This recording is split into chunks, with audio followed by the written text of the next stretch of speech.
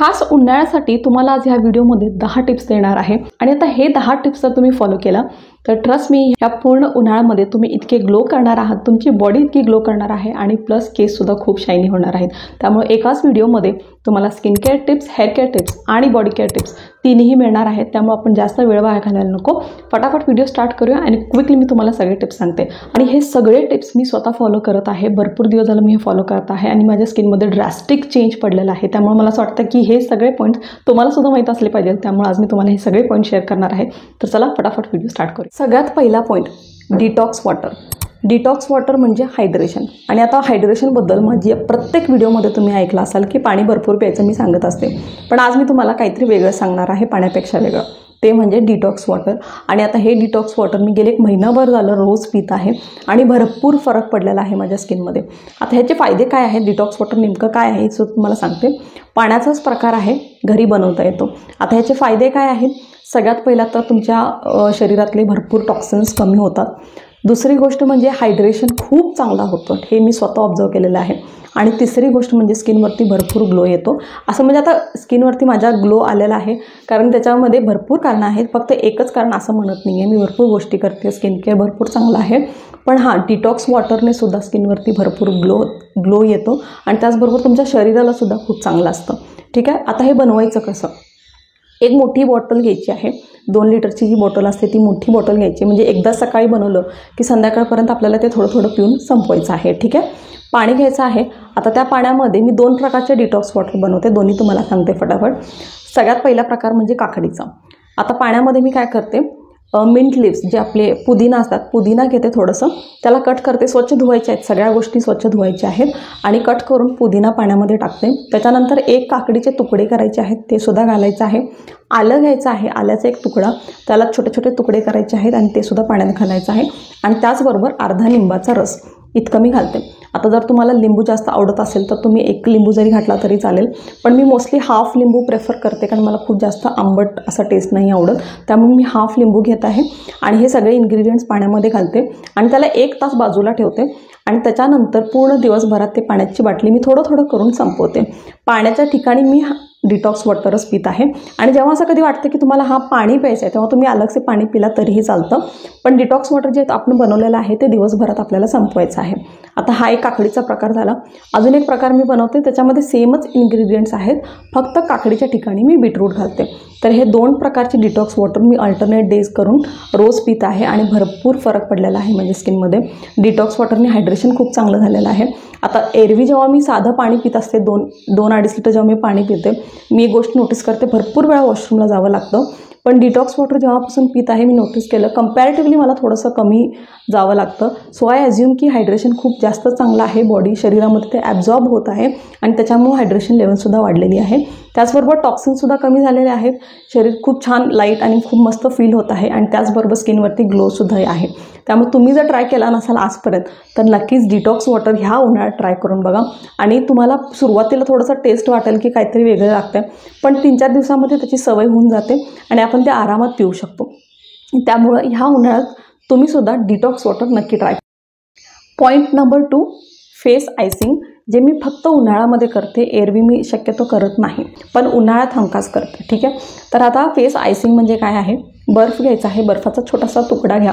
मी पूर्णपणे face आईसमध्ये deep करा असं म्हणत नाही कारण मी स्वतः नाही करू शकत तसं, त्यामुळे मी काय करते, बर्फाचा तुकडा, आईस, त्याचा एक बॉटल येते छोटीशी, ज्याच्यामध्ये पाणी भरायचं आहे आणि फ्रीझरमध्ये ठेवायचं।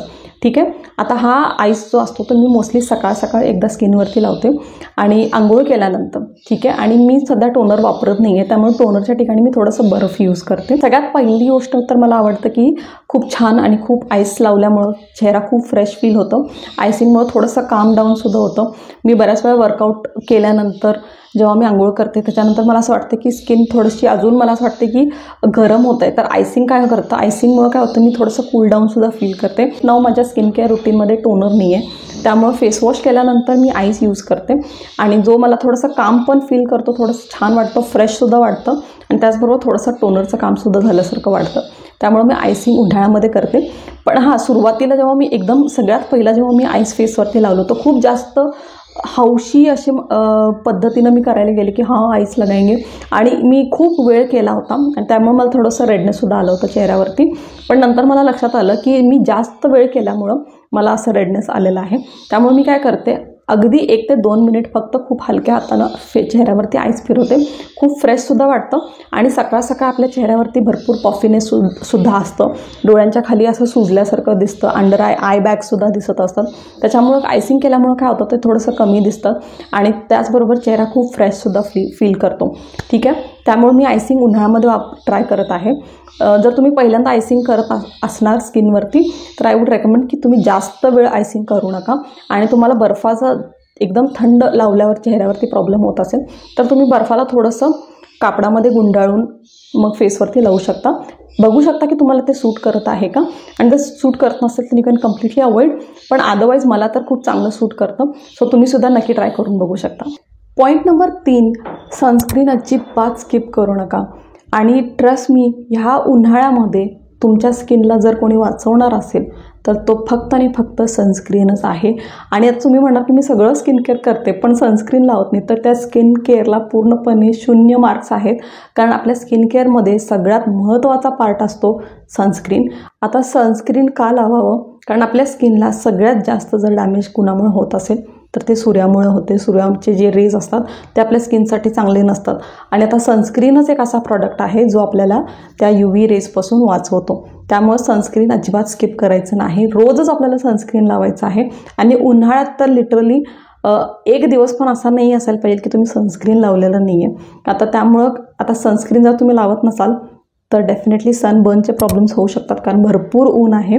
आणि दुसरी गोष्ट म्हणजे टॅनिंग भरपूर होणार आहे. आणि आता इतका उन्हाळा आहे की अगदी 5 मिनिट जरी तुम्ही विदाऊट सनस्क्रीन जर बाहेर जाऊन आला तर नक्कीच काळे पडणार आहात. ठीक आहे, त्यामुळे सनस्क्रीन अजिबात स्किप करायचं नाही. मार्केटमध्ये भरपूर चांगल्या ब्रँडचे सनस्क्रीन्स अवेलेबल आहेत. मी सगळे जे सनस्क्रीन मला आवडतात ते सगळे मी टॅग करणार आहेत ह्या व्हिडिओमध्ये. तुम्हाला हवं असेल तर तुम्ही बघू शकता. सनस्क्रीन ऑइली स्किन जर तुमची असेल तर मॅट फिनिशवाले सनस्क्रीन लावा, म्हणजे तुम्हाला जास्त चिपचिप वाटणार नाही आहे. आणि जर नॉर्मल स्किन असेल तर तुम्ही हायड्रेटिंग सनस्क्रीनसुद्धा वापरू शकता. ड्राय स्किन असेल तरी हायड्रेटिंग वापरू शकता. अदरवाईज तुम्ही मॅट फिनिश, जर तुम्हाला मॅट लुक हवा आहे, स्पेशली उन्हाळ्यामध्ये आपल्याला जास्त घाम येत असतं, त्यामुळे मॅट फिनिश सनस्क्रीन मी जास्त प्रेफर करते. ते सगळे प्रॉडक्ट्स मी टॅग करते. तुम्हाला हवं असेल तर तुम्ही बघू शकता. ठीक आहे, चांगला SPF असलेला सनस्क्रीन वापरा, पण सनस्क्रीन अजिबात स्किप करू नका.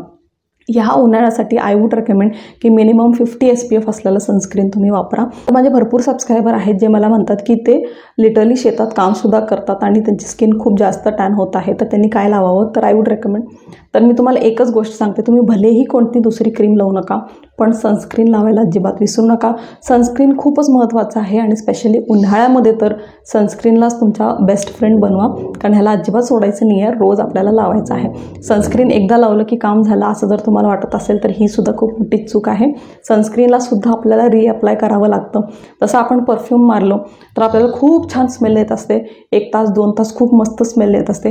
त्याच्यानंतर तो स्मेल थोडंसं कमी होऊन जातं का, कारण त्याचा इफेक्ट कमी होतो. त्याचप्रमाणे सनस्क्रीनसुद्धा आहे. सनस्क्रीन लावल्यानंतर पहिले 2-3 तास चांगलं प्रोटेक्शन आपल्याला मिळतं, पण त्यानंतरसुद्धा जर तुम्ही बाहेर असाल आणि सनस्क्रीनचा इफेक्ट कमी झालेला असतो थोड्या वेळानं, तर तुम्ही परत रिअप्लाय केला नाही तर परत टॅनिंग होणार आहे. त्यामुळे सनस्क्रीनलासुद्धा परत अप्लाय करणं हे खूप गरजेचं आहे आणि सनस्क्रीन परत अप्लाय करावी लागतेच.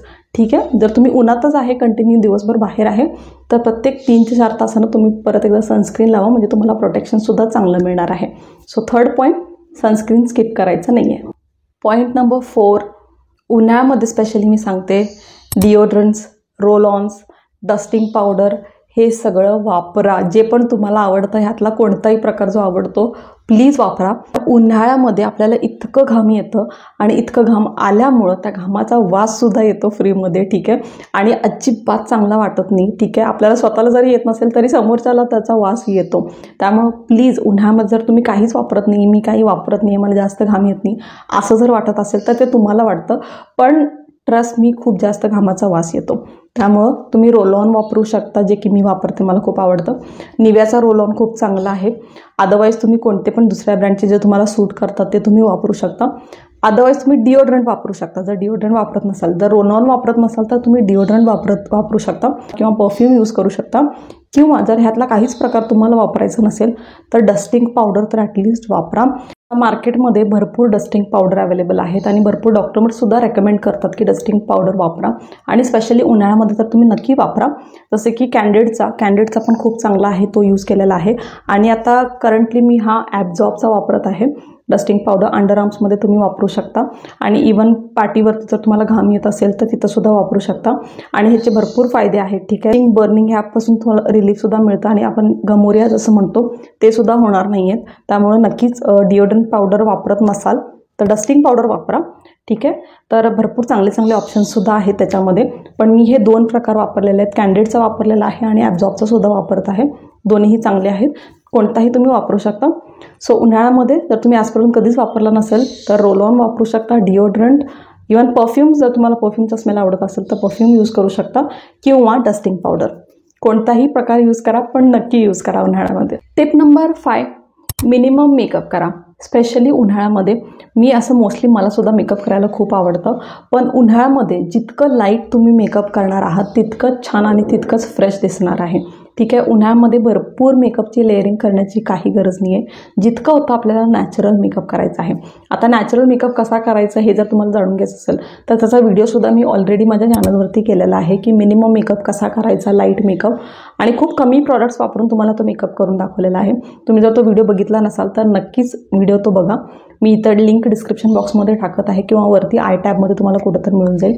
फक्त ही गोष्ट लक्षात ठेवा की उन्हाळ्यामध्ये जितके कमी प्रॉडक्ट्स तुम्ही वापरणार आहात, जितका कमी मेकअप तुम्ही करणार आहात तितकंच तुम्ही खूप जास्त फ्रेश आणि खूप छान दिसणार आहात. ठीक आहे, त्यामुळे हेवी मेकअप अजिबात करण्याच्या मागं लागू नका. कमीत कमी मेकअप करा, म्हणजे दिसायलासुद्धा चांगला वाटणार आहे आणि त्याचबरोबर चेहऱ्यावरती जास्त हेवी फील होणार नाही.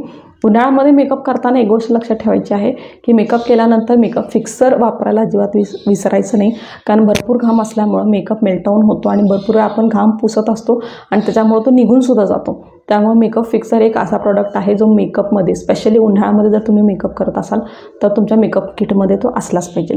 ठीक आहे, तर आज ही एक गोष्ट तुम्ही फॉलो करा की उन्हाळ्यामध्ये कमी मेकअप करायचा आहे. तर ह्या टिपमध्ये तुम्हाला अजून एक छोटीशी टिप देते. आता तुम्ही मेकअप केलेले आहात, सगळं चांगलं आहे आणि तुम्हाला भरपूर घाम आलेला आहे. ठीक आहे, आणि आता तुम्ही वॉटरप्रूफसुद्धा मेकअप केलेला आहे, पण आता घाम आलेला आहे म्हणजे त्याला पुसण्याची, आता घामाला पुसण्याची सुद्धा एक पद्धत असते. मी बऱ्याच स्त्रियांना बघते की लिटरली रुमाल घेतात आणि असं पूर्णपणे असं घाम पुसतात. आता असं जर तुम्ही घाम पुसत असाल तर तुम्ही कितीही वॉटरप्रूफ मेकअप करा, कितीही स्वेटप्रूफ मेकअप करा, निघणारच आहे मेकअप. ठीक आहे, त्यामुळे जेव्हा पण तुम्ही मेकअप केलेला आहात आणि तुम्हाला घाम आलेला आहे तर मेक शुअर करा की जास्त घासून घाम पुसण्याची काही गरज नाही आहे. रुमाल घ्यायचा आहे आणि फक्त त्याला टिपून काढायचं आहे. घामाला फक्त असं टॅप करायचं आहे आणि घाम निघून जातो. ठीक आहे, त्याला जर तुम्ही जास्त घासत बसला तर सगळे प्रॉडक्ट्स निघणार आहेत. ठीक आहे, आणि आता इव्हन जेव्हा तुम्ही मेकअप केलेलं नाही आहे तेव्हासुद्धा तुम्ही ही गोष्ट फॉलो करा की अजिबात घासून घाम पुसायचा नाही आहे, फक्त त्याला टिपायचं आहे. भरपूर स्किन केअर, सनस्क्रीन वगैरे सगळं लावलेलं आहे. नंतर मला घाम आला आणि मी असं पुसते आहे तर ते सनस्क्रीनसुद्धा निघून जाणार आहे. त्यामुळं घाम जर येत असेल तर त्याला फक्त टिपून पुसायचं आहे, घासत बसायचं नाही आहे. पॉईंट नंबर 6, कम्फर्टेबल क्लोदिंगच घाला. आता भरपूर वेळा मी नोटीस केलेल्या बऱ्याच मुली असतात ना, जे कम्फर्टला थोडंसं लास्ट प्रायोरिटी देतात आणि लुक्सला जास्त लुक्स खूप जास्त मॅटर करतात.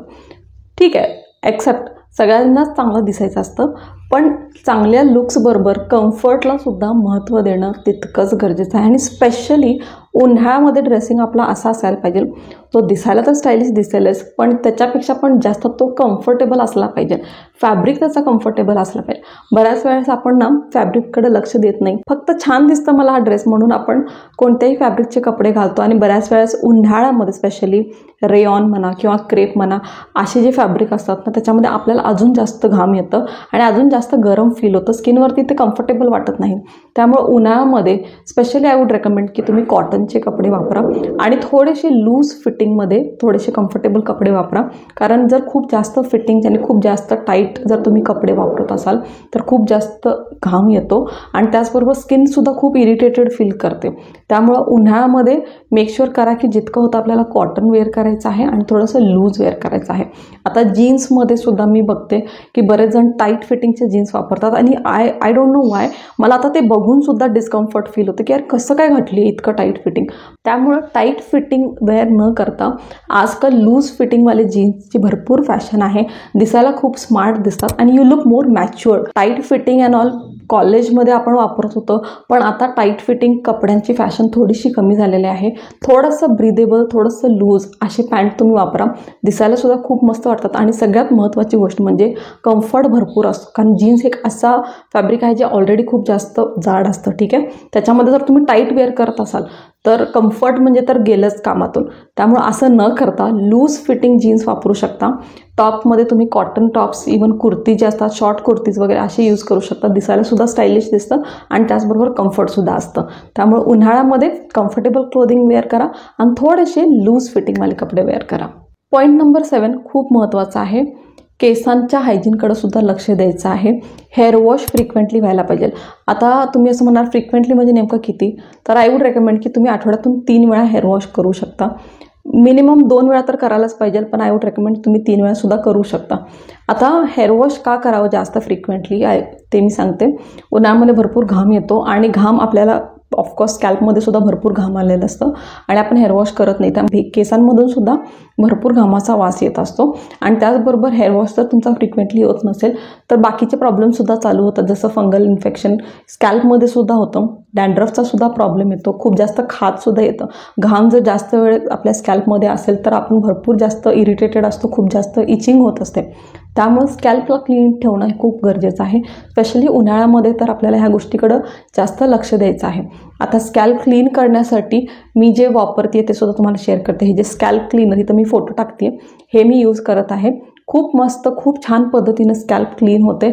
आपण मोस्टली जर हे वापरत नसेल तर आपण केसांमध्ये हात घालून नखांना आपण ट्राय करत असतो की स्कॅल्प क्लीन करावं आणि तसं करत असेल तर त्याच्यामध्ये पूर्णपणे स्कॅल्प क्लीनसुद्धा होत नाही. पण जेव्हापासून मी हे वापरते, हा प्रॉडक्ट जेव्हापासून मी वापरते मी नोटीस केलेलं आहे खूप छान पद्धतीनं हेअर वॉश होतं, खूप क्लीन, एक्स्ट्रा क्लीन होऊन जातं. ठीक आहे, त्यामुळे मला हा प्रॉडक्ट खूप आवडला आणि मी यूज करत आहे हेअर वॉश करताना. आणि इवन हेअर वॉशसाठी तर वापर होतोच, पण त्याच वेळी जर तुम्ही ऑइलिंग करत असाल स्कॅल्पवरती तर तुम्ही मसाज करण्यासाठी सुद्धा त्याला वापरू शकता. खूप छान मसाजसुद्धा होऊन जातं. पण मी स्पेशली हेअर वॉशमध्ये यूज करत आहे, मला खूप आवडला प्रॉडक्ट. हा प्रॉडक्टसुद्धा मी टॅग करते खाली, तुम्हाला हवा असेल तर तुम्ही बघू शकता, स्कॅल्प क्लीनर. तर हा सुद्धा प्रॉडक्ट मी यूज करत आहे, मला खूप आवडला. आणि त्याचबरोबर हेअर वॉशकडे लक्ष द्यायचं आहे. आठवड्यातून कमीत कमी 3 वेळा तरी हेअर वॉश करा, म्हणजे स्कॅल्प क्लीन असेल आणि स्कॅल्प क्लीन असल्यामुळे घामाचा वास सुद्धा येणार नाही. बाकीचे सुद्धा जे आपल्याला हेअर प्रॉब्लेम्स असतात ते सुद्धा होणार नाही. पॉईंट नंबर 8 सनकोट आणि स्कार्फचा वापर कंपल्सरी करणे. आता तुम्ही म्हणणार की मी सनस्क्रीन लावलेलं आहे, सगळं सन प्रोटेक्शन वगैरे सगळं दिलेलं आहे, मग सनकोट वापरण्याची काय गरज आहे. जितकं तुम्ही जास्त प्रोटेक्शनकडे लक्ष देणार आहात तितकंच तुमची स्किन जी आहे ती सनपासून प्रोटेक्टेड राहणार आहे. आता तुम्ही सनस्क्रीन जरी वापरत असला तरी आय वूड रेकमेंड की जर तुम्ही उन्हात जात असाल तर सनकोट वापरा. सनकोटनं भरपूर फायदा होतो. ऊन आपल्या स्किनवरती जास्त डायरेक्टली येत नाही, रिफ्लेक्ट होतं आणि त्यामुळे टॅनिंगचा प्रॉब्लेमसुद्धा कमी होतो. आणि त्याचबरोबर स्कार्फ आपल्याला चेहऱ्यावरती आणि केसांवरती वापरायचा आहे. त्याच्यामुळं काय होणार आहे, तुमच्या केसांनासुद्धा प्रोटेक्शन मिळणार आहे. केससुद्धा उन्हामुळे डॅमेज होतात, पण जर तुम्ही स्कार्फ वापरत असाल तर त्याचं प्रमाणसुद्धा कमी होणार आहे. त्यामुळे उन्हाळ्यामध्ये सनकोट स्कार्फ वापरायचाच आहे. जितकं जास्त तुम्ही लेअरिंग करणार आहे, जितकं जास्त तुम्ही प्रोटेक्शनकडे लक्ष देणार आहे तितकंच कमी तुमची स्किन डॅमेज होणार आहे, तुमचे केस कमी डॅमेज होणार आहेत. त्यामुळे उन्हाळ्यामध्ये स्पेशली सनकोट स्कार्फ वापरायचाच आहे. आणि आजकाल तर ना स्कार्फमध्ये ते भरपूर असे इनोव्हेटिव्ह डिझाईनसुद्धा आलेले आहेत. मी अजून वापरलेले नाही आहे, पण भरपूर चांगले डिझाईनसुद्धा आलेले आहेत. ते सुद्धा जर मला मिळाले तर मी तुमच्यासाठी टॅग करते. कॉटन वापरा, स्पेशली स्कार्फमध्ये. सनकोट तर कॉटनच असतं, पण स्कार्फमध्ये सुद्धा मोस्टली कॉटन वापरा. त्यामुळे सनकोट स्कार्फ वापरायचंच आहे. पॉईंट नंबर 9 बॉडी स्क्रब आठवड्यातून एकदा नक्की करा. आता उन्हाळ्यामध्ये तुम्ही नोटीस केलं असेल भरपूर टॅनिंग होते आणि इवन आपल्याला असं वाटतं की स्किनवरती ग्लो नाही आहे, माझी बॉडी खूप डल दिसत आहे. तर त्यासाठी तुम्ही काय करू शकता, आठवड्यातून एकदा बॉडी स्क्रब करू शकता. बॉडी स्क्रब केल्यामुळं काय होतं, डेड स्किनसुद्धा निघून जाते आणि त्याचबरोबर थोडीशी स्किन ग्लोईंगसुद्धा होते. मी भरपूर वर्ष झालं करत आहे. जर तुम्हाला जास्त स्क्रबिंग सूट होत नसेल तर तुम्ही 15 दिवसातून एकदा करू शकता. खूप लाईटली करायचं आहे. स्क्रब म्हणलं की बऱ्याच जणांना मी बघितले की अगदी घासत असतात, पण असं करायचं नाही आहे. स्क्रबिंग ही अशी गोष्ट आहे जी खूप हलक्या हाताने आपल्याला करावं लागते. जर तुम्ही खूप रॅशली करत गेलात तर ते तुम्हाला स्किनला इरिटेटसुद्धा होऊ शकतं आणि ते सूटसुद्धा होणार नाही तुम्हाला. त्यामुळे मेक शुअर करा की खूप हलक्या हाताने आपल्याला स्क्रबिंग करायचे आहे. खूप जास्त ग्रॅन्युलर असे पार्टिकल्स नसले पाहिजेत. लाईट वेट, खूप असा लाईट ग्रॅन्युल्स असलेले तुम्ही स्क्रब वापरू शकता.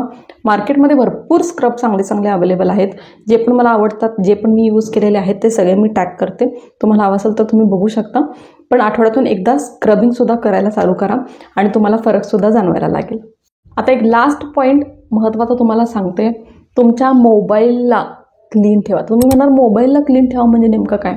तुमची जी मोबाईलची स्क्रीन आहे किंवा तुमचा मोबाईलचा जो कवर आहे त्याच्यावरती सगळ्यात जास्त बॅक्टेरियाज असतात. ठीक आहे. आता उन्हामध्ये आपण जातो, उन्हामध्ये फोन यूज करतो, कुणाचा फोन आलेला आहे, आपल्याला घाम आलेला आहे आणि आपण फोनवरती बोलत आहोत आणि तुम्ही नोटीस केला असाल त्या फोनवरती भरपूर घाम लागलेला असतो. इवन तुमचा जो केस आहे मोबाईलचा बॅक केस जो असतो तो सुद्धा भरपूर घाण झालेला असतो. ठीक आहे. आणि आपण त्याला धुण्याच्या मागं कधी पडत नाही. आता मोबाईल कसा धुवायचा असं तुम्ही म्हणणार, खूप सिंपल आहे. असं काय तुम्हाला धुवण्याची गोपी भाऊ बनण्याची गरज नाही आहे आपल्याला इथं. तर आपल्याला काय करायचं आहे, सॅनिटायझर एका कॉटनवरती सॅनिटायझर थोडंसं घ्या.